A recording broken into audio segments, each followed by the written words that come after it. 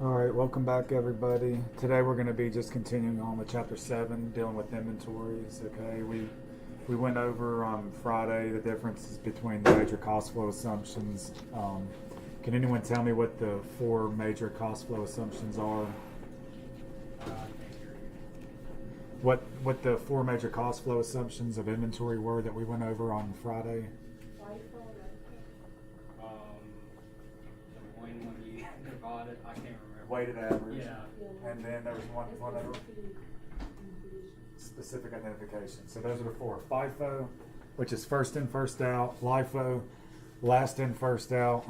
Weighted average, which is the weighted average that we use to apply it to both cost of goods sold and units in ending inventory. And then the specific identification for items of a large amount, like a dollar amount or a large monetary value. Okay, so those are the four cost flow assumptions. So let's go ahead, and what I want to do is get into another set of problems today to work through.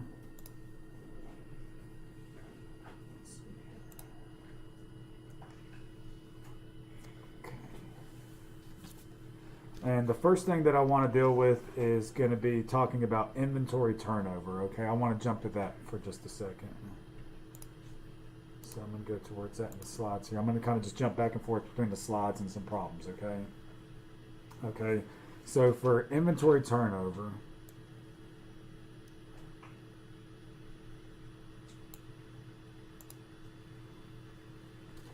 so inventory turnover says it measures the relationship between cost of merchandise sold and the amount of inventory carried during the period. So we can see here that the calculation is going to be the cost of merchandise sold divided by the average inventory, okay? So to illustrate the example of how we actually find the inventory turnover, we can see the data right here for Best Buy. You can see we have comparative data for year one and year two right here. The first line item we see is the cost of merchandise sold. We have for year one, year two. Inventories, we can see beginning of the year, end of year inventories for each of the comparative years. All right. The average inventory here, we can find average inventory by taking the beginning of the year inventory plus the end of the year inventory and dividing it by 2, okay? So we can see here, so average inventory here is going to be the 5209 plus the 5409 because that was for year 2, beginning of the year, plus the end of the year, divided by 2, okay? So here's our average inventory for year 2, okay? Same thing for year 1. We have the beginning inventory plus the ending inventory and divided by 2, and that's going to give us what we need right here, okay? So the inventory turnover is going for the year 2 right here is going to be the cost of merchandise sold divided by the average inventory right here, give us 6.2%. Same thing for year 1, cost of goods sold over average inventory, okay? Why do you think a firm would be concerned about their inventory turnover ratio?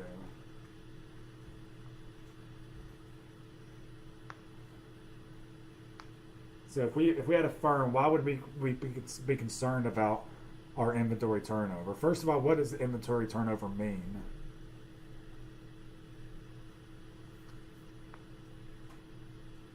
It's how fast we're selling our merchandise, right? So why would a firm be concerned with how fast we're turning our inventory over?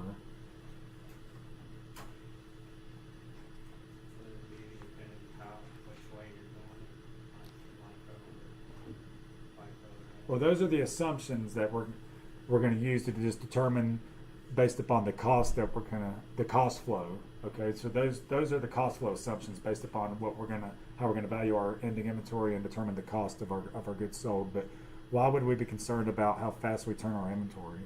Think about obsolescence. Doesn't inventory tend to become obsolete over time? So the longer we hold a piece of inventory, the greater the chances that it could become obsolete. So therefore, would lose its value, right?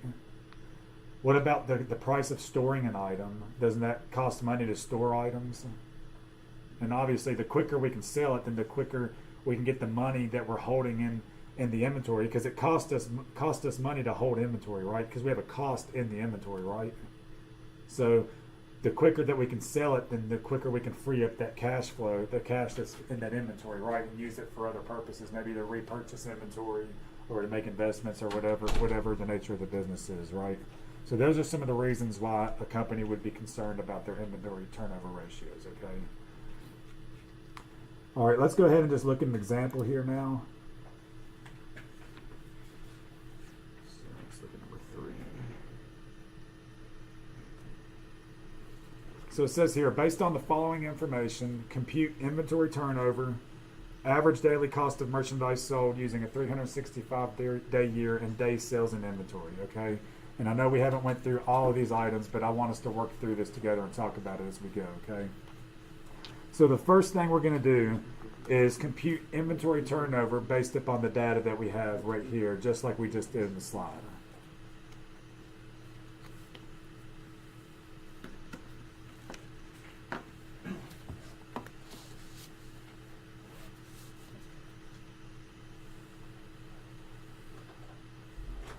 So what's the first thing that we need to do for the inventory turnover? On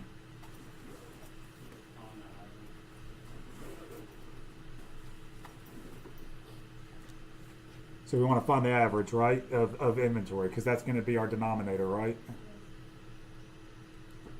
So what is our average inventory on this one?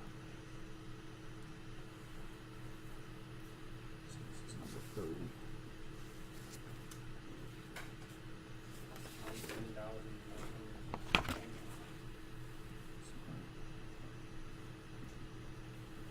19,000. So 3. So what's our average inventory with 19,564? Yeah.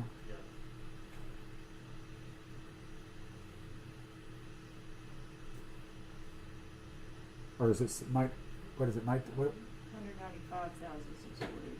So 195, 640. So that's the denominator, right? So, and the cost of goods sold up here is given. That's going to be our numerator, right?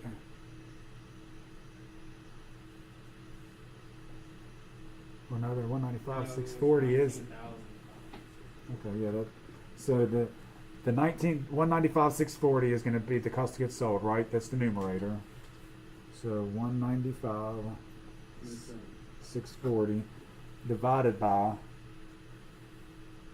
the 20,500 plus 18,628 divided by 2. So what's that again? What's the math for this part right here? I think you're right on first column. No, because the numerator is cost of goods sold divided by average inventory. Don't you add the beginning and then Yeah, the beginning inventory. yeah, I'm saying 19564. You what? It's 19,564 Yeah. is what it is, right? So right? Yeah. So cost of goods sold is our numerator divided by average inventory, right? This is our average inventory, which would be what? 10. So there's inventory turnover, right? So now average daily cost of merchandise sold, okay, using a 365-day year, okay? So think about what it's asking us here. So average daily cost of merchandise sold. So here's inventory turnover, right? So how would we go about finding the average daily cost of merchandise sold with the data that we have here?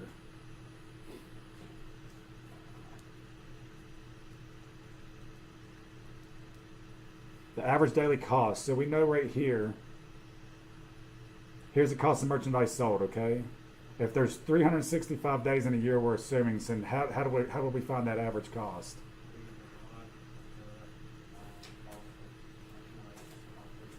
Right, so we just take the cost of merchandise sold and divide it by 365, right? That gives us our average cost. Does that make sense to everybody? So in this case, it'd be 536, right? So this is part A, part B, Remember, because B, we're doing the 195, 640, dividing it by the days that are in a year, and that's 536, right? Does that make sense to everybody?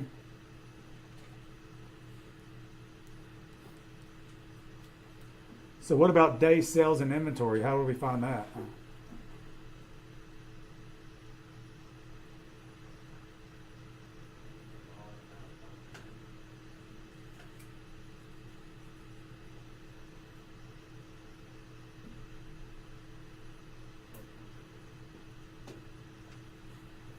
So now we would take the average inventory, right? So day sales and inventory, we want the average inventory that we found in the first part, right? Which is what? 19,564 was our average inventory, which was this amount right here. So the 19,564, right? So what do we divide that by? The average daily cost, okay? So what we found in part B. So it'd be the 19,564, okay, which is your average inventories, right? From right here. Okay, and now we want to divide that by the 536 that we found in part B. That'll give us 36.5 days. Does everyone understand what's going on here in this problem? Let's talk about it a little bit. So, inventory turnover, how do we find that again?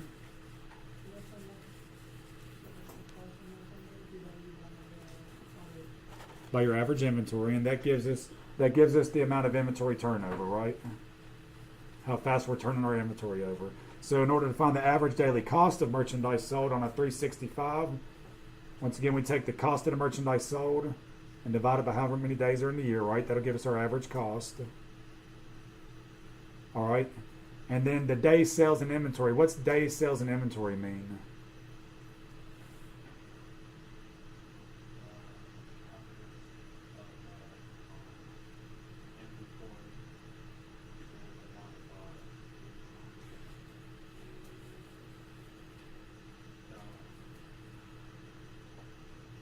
By the average daily cost, Yeah. right? But what does day sales and inventory give us? What does that give us? What's that amount that we're finding there from part 3 right here?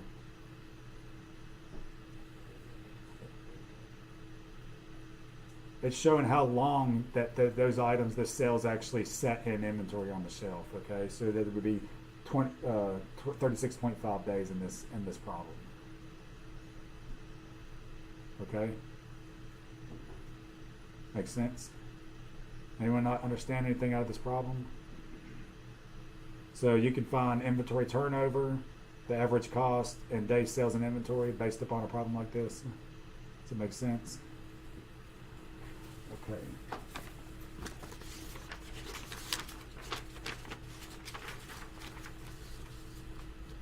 All right, I want to try one more since we're on this one, just for a little more practice.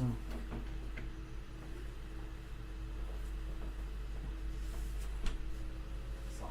No, you're good. No, you're good.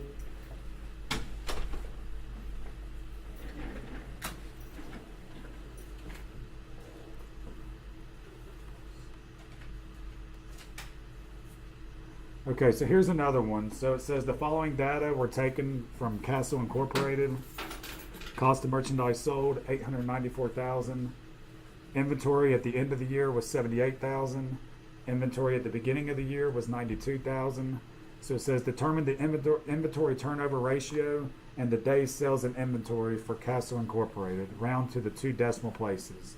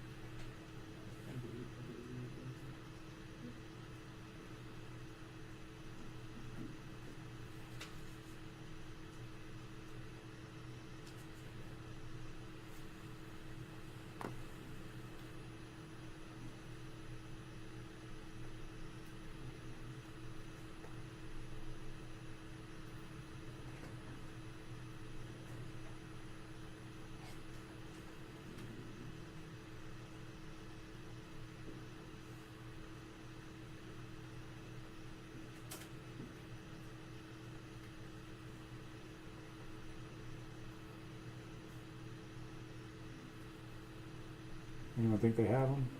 Both parts or Both. We'll start with part A. Does everyone at least have part A done? Okay, someone. What do you have? The cost of merchandise sold is divided by the average of inventory. Average inventory. So what would be the inventory turnover then? 10.52. Right. 10.52 is right. Does everyone see that? Yeah, I got it. So everyone sees that. So we see it's the cost of merchandise sold divided by the average inventory. So we just add these up and divide them by 2, and then there's our numerator and denominator, right? So there's inventory turnover. Everyone good on that? Okay. What about the second part, the days sales and inventory? Does anyone have that one yet? I got 44.27. 44.27. Yes. That's not correct. Good, no, good try though. I'm glad you're trying. That's better to make mistakes now than on the exam. That's what these sessions are for.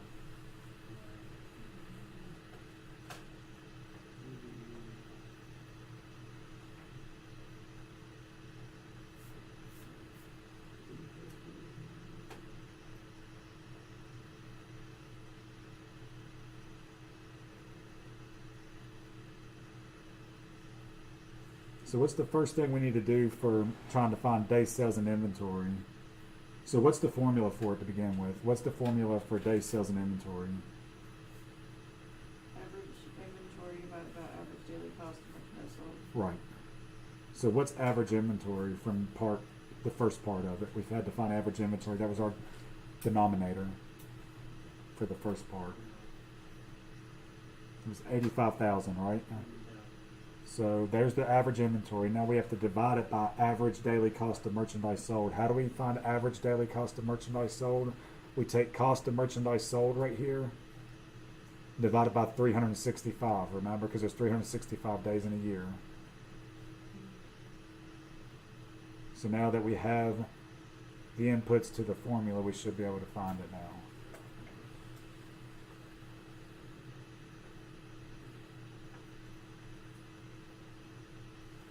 Anyone?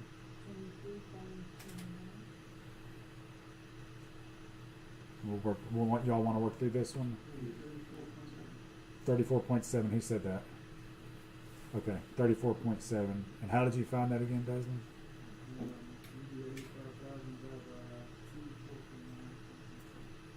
Yep. And the 85,000 is your average inventory found in part A. Is this the sum of these divided by 2? That's your average inventory. Then your average daily cost of merchandise sold, what you divide it by is just the cost of merchandise sold divided by 365, and then just do your math, and then we'll get 34.7. Good job. Does that make sense to everybody? So it's a 2-step process for the most part. Okay. First, inventory turnover, which is just cost of goods sold divided by your average inventory. Okay.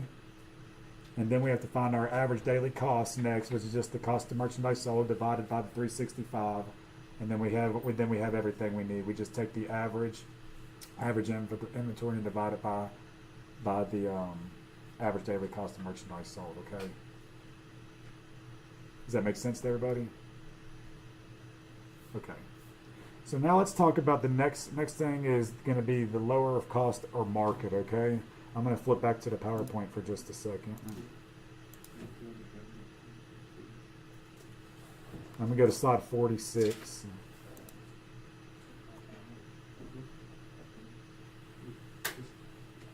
All right, so the lower of cost or market, okay? So if the market is lower than the purchase cost, the lower of cost or market is used to value inventory, okay? So once again, if the amount that we paid for inventory, okay, if it's going to be more than what the market price currently is for inventory, then we have to value our inventory at lower of cost or market, okay? So this is really important. So GAAP makes us value inventory at lower of cost or market, okay? Now this is going to be a departure from the historical cost of accounting, okay? So the lower cost of market is a departure from the historical cost of accounting under GAAP, all right? So when does lower cost of market have to be applied to values of ending inventory? What triggers that?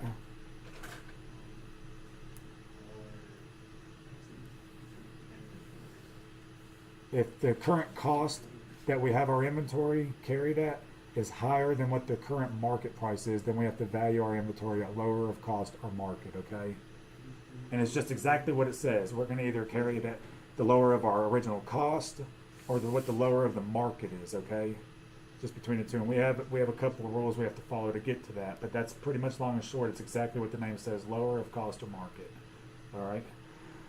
So market, as used in lower of cost or market, is the net realizable value of the merchandise. Net realizable value can be found with this formula right here. It's your estimated selling price minus the direct cost of disposal, okay? So it's the estimated selling price minus the cost incurred to sell the item, okay?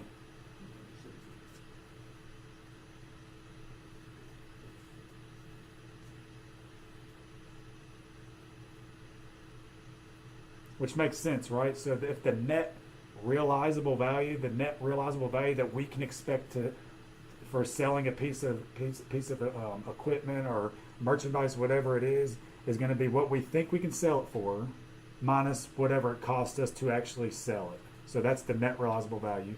Estimated selling price minus the direct cost of the disposition. Make sense to everybody? You're good. So direct cost of disposal includes selling expenses such as special advertising or sales commissions. So just that's a little example of what the idea is as far as a cost to selling something, okay? So estimated selling price minus the cost of disposal is your net realizable value.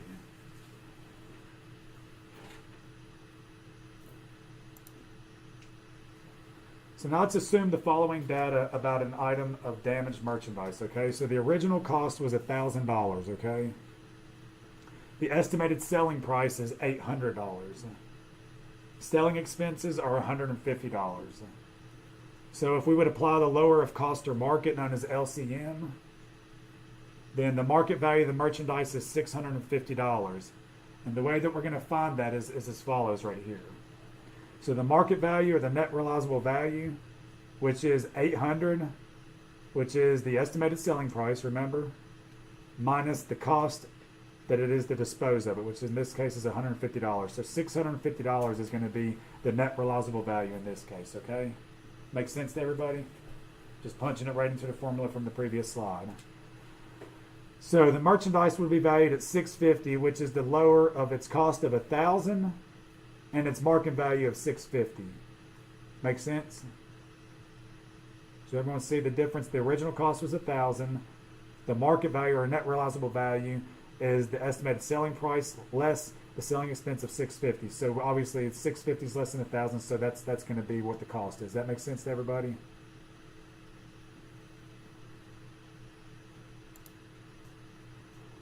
Okay, the lower of cost or market method can be applied in one of three ways. The cost, market price, and any declines could be determined for the following. Each item in the inventory, so each specific item, each unique item, each major class or category of inventory. So if we have like some homogeneous items, okay, meaning like items that are like or similar in nature, so then we could group those, okay, into an actual group and apply it based upon a group as opposed to the individual item. And then even total inventory as a whole, okay? So those are the three different ways in which we can apply the lower of cost or market. So individually, as a group, or as a whole. Okay, so this is just a quick little example of determining the inventory at the lower of cost or market. So we can see here the item of inventory. The bottom is the total. Inventory quantity here, cost per unit, and then the market value. So pretty much all we're doing right here is taking the inventory quantity, multiplying it by the cost. Okay, that'll give us our sum here. The inventory quantity times the market value will give us our market value. And then we're just going to choose whichever one's smaller. So 3,800 is less than the cost. Okay, 2,700 is less than the market. So on and so forth. Does that make sense? Pretty straightforward, right?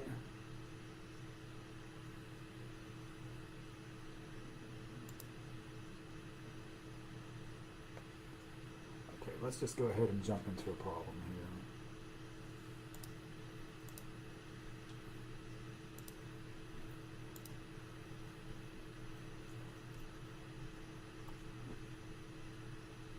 Okay, so it says on the basis of the following data, determine the value of the inventory at the lower of cost or market.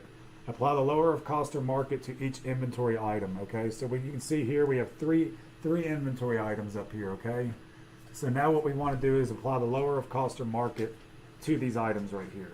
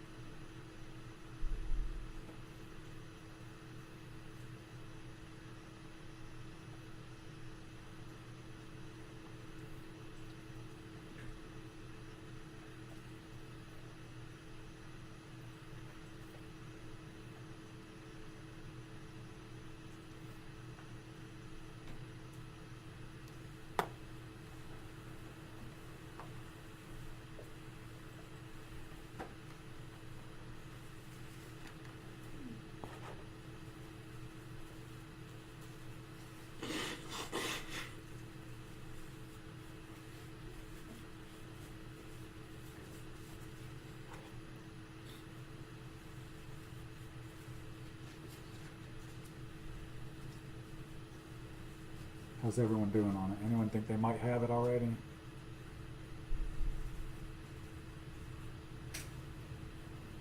Everyone struggling with it, or everyone think they might? Anyone want to take a stab at it?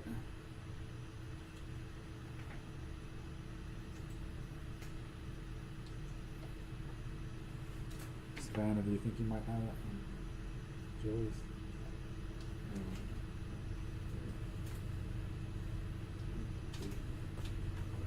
Okay, y'all want to talk about it? Okay, so lower of cost or market. Remember, we want to value our if the cost of our inventory at the end of the period is higher than what the market is, okay, which is the net realizable value of something, right? Then we have to apply the lower of cost or market, and we really just want to take either the higher of our original cost or whatever it is that what the market price is, okay? Whichever is the lower is what we want to take, okay? So let's look at this first one here. Item A. We have 300 items on hand, right? The cost per unit is $15. So 300 times $15 is $4,500, right? 300 times $14.50 is $43.50. Which one's cheaper? Which one's less? Total market, right? So we'll take, what number is this? 5. So number 5. So the market cost is less, right? $43.50. $4,350. Okay, next item B. 200 times 15, 1,400. Or I'm sorry, 200 times 14, 2,800. 200 times 15, 3,000. Which one's less? Total cost. So original cost was less there, right? So we're going to take the one that's less. So 2,800. And then lastly, we get the flow here. The total cost 1,700 is 100 times $17. This one is 100 times 1,750 is 1,750. So which one do we take here? Total cost, right? It's 1,700. So now all we have to do is sum these up. Okay.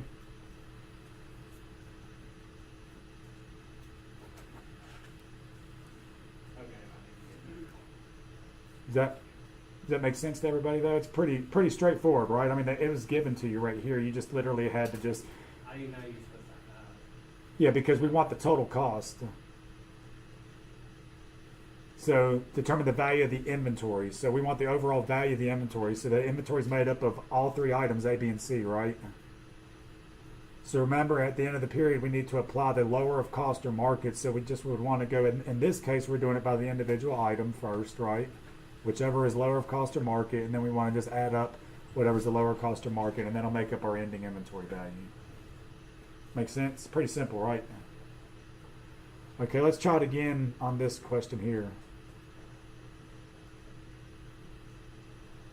So just new data here, same type of problem.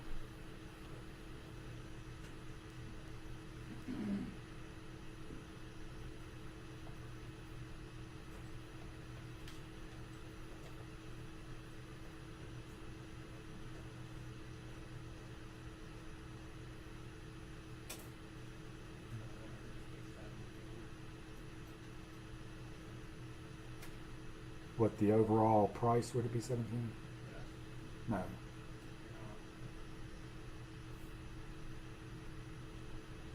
They're not giving you as much data on this one. You have to find something else before you can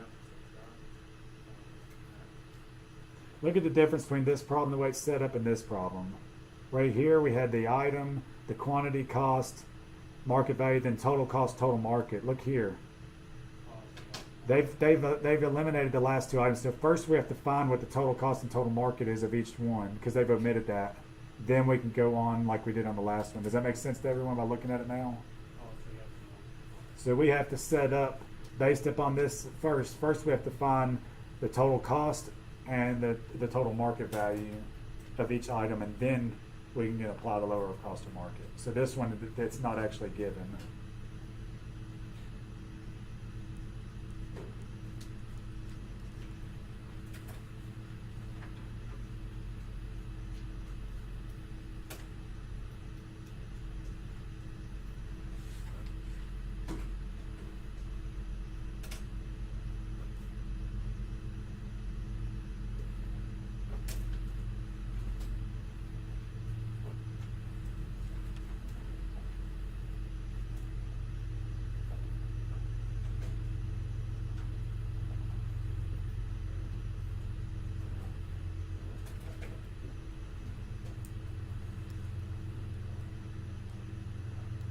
So does anyone know what the total cost for product C would be?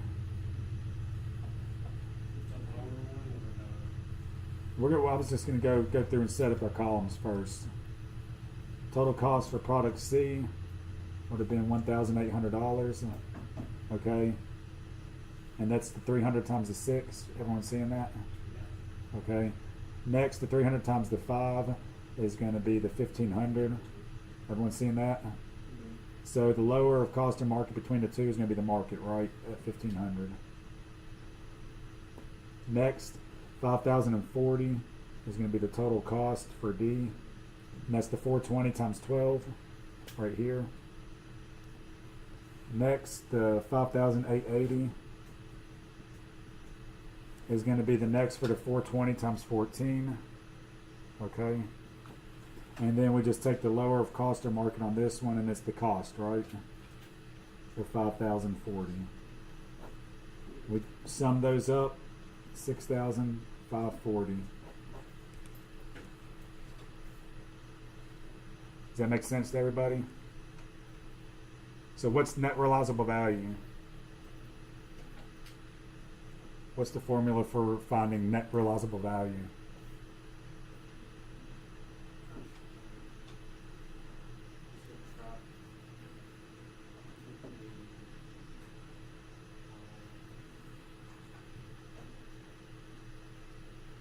So if we want to find the net realizable value of something, how do we find that to determine what the market price of something would be? The estimated selling price minus what? The cost to dispose it, right? So net realizable value, once again, to find the market value, is the estimated selling price minus your cost to dispose of the item. That'll give us our net realizable value or market value. Okay, so once again, going through these types of problems, we want to find the lower of the original cost or the market, and then apply the lower of cost or market. Pick the lower of the two. Pretty straightforward, right? And when do we have to account for an item at lower cost of market? What triggers it?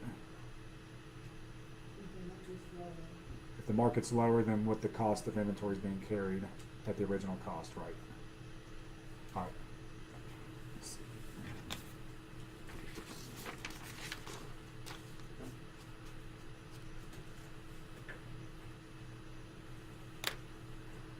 Okay, I'm gonna go back to the slides for a second. We'll cover one more topic, and then that's probably as far as we'll get today. I'm gonna go to slide 68. Okay, this is dealing with the retail method of inventory costing. So under the retail method of inventory costing, it requires the cost and retail prices to be maintained for the merchandise available for sale. So a ratio of cost to retail price is then used to convert ending inventory at retail to estimate the ending inventory cost, right? So we know if we are a merchandising firm, right, then obviously we're going to have a cost of our retail inventory, right? Or the cost of our actual merchandise on hand, and then we're going to have an actual retail value that we're going to sell it out, right? So that's what the difference is here. The ending values on hand at inventory at cost and at retail is what we're talking about here, trying to see the difference between these two amounts here. So we can see here we have cost and retail for merchandise inventory on January 1. You see the two. Purchases in January between the two here. And then merchandise available for sale, right? So we know beginning inventory plus purchases is merchandise available for sale. So that's that first part we're looking at, right? So we have the cost, the amount at cost, and the amount at retail. So the only thing we have to do is take the merchandise available for sale at cost and retail, and then we just want to find a ratio of what the cost to retail is. It's easy. So there's your numerator, there's your denominator. You can see it right here, okay? So 62% is the ratio of cost to retail for this example. So sales for January was 70,000, we're just going to assume. Merchandise inventory January 31 at retail is 30,000 right here, okay? And we can find that by applying the ratio, okay? 30,000 times 0.62. Down here, for the last step, merchandise inventory January 31st at estimated cost. So is that making sense right here? Just looking at it, and we'll work through a problem as well to make it stand out. I think the visual of just applying it just helps. So pretty much all we're doing is taking and applying a ratio right here to apply it to whatever our merchandise inventory is at retail to get the cost out of it. Pretty straightforward. Okay, let's go ahead and try to work through a problem real quick.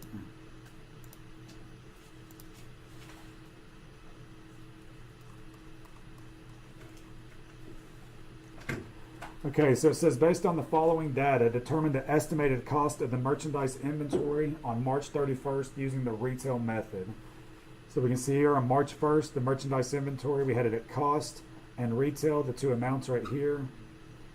The purchases for the month of March, under the cost was this amount, under the retail was this amount.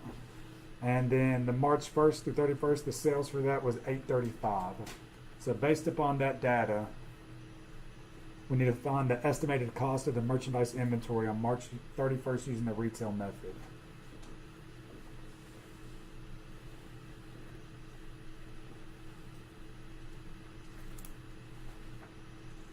Yep, 357,600. The top right. Yes, 357,600, I'm sorry.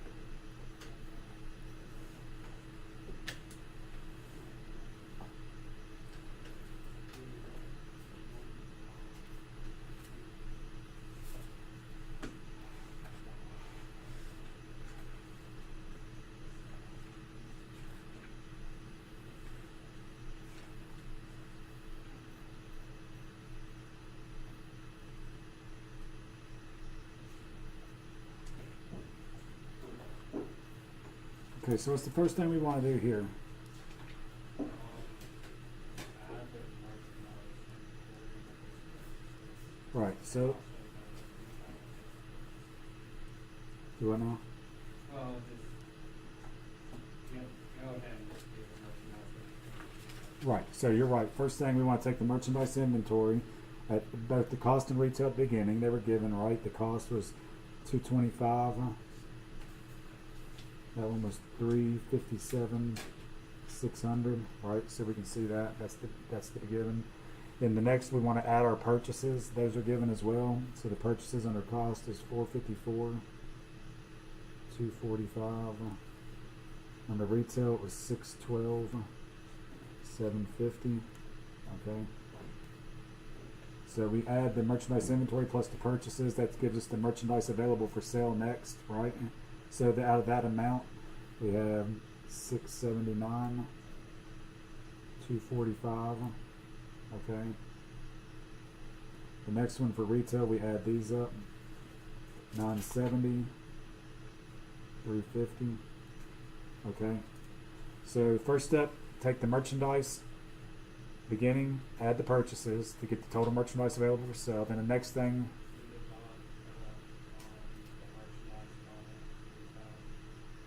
right, the cost of the merchandise by the retail of the merchandise, right? So cost to retail ratio is what we need next. So we want to take the 679, 245 divided by the 970, 350, right? That'll give us 0.7, right? So the cost of retail, once again, remember, is the 679, 245 divided by 970, 350. So 0.7 is going to be our cost of retail that we're looking for, right? All right, so what's the next thing we want to do? Sales, right? So we want to put our sales up. They were given, right? 835,000. Okay, next we want to take the merchandise inventory at retail.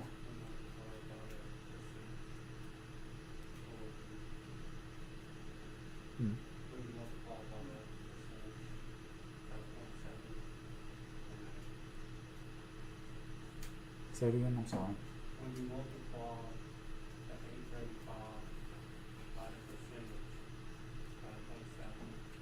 Yeah. Okay. So what do you have when you get that? 584,500. So do it by the 0.3. Sorry, try the opposite one.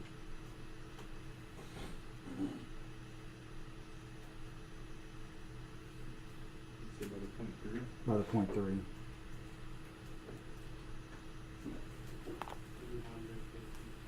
250,500.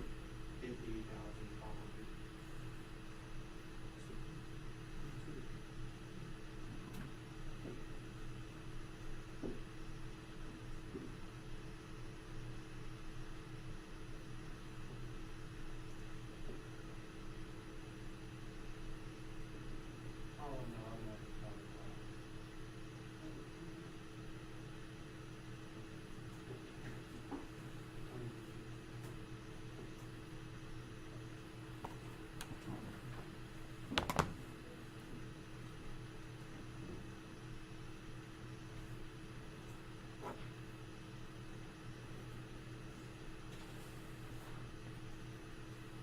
How do you get the 135?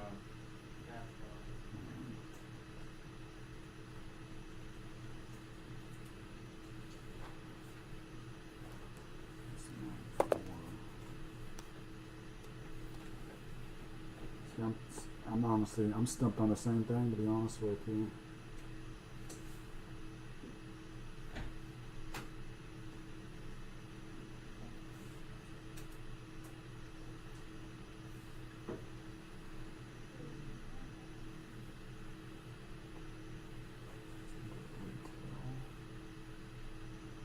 Okay, we're going to come back to this one on Wednesday. I apologize. that last part, the 135 part. I don't know why Yeah, I'm confused. I'm having a little moment here, so I apologize. But we'll revisit this on Wednesday. And I'll go ahead and I'll post these solutions too. We're going to be working through these and be on the lookout for the homework and the quiz. So I apologize about this one. I don't know if there's a typo or what it is, but I'll figure this out and we'll finish this one up on Wednesday. Okay. Everyone have a good day and thank you for your time.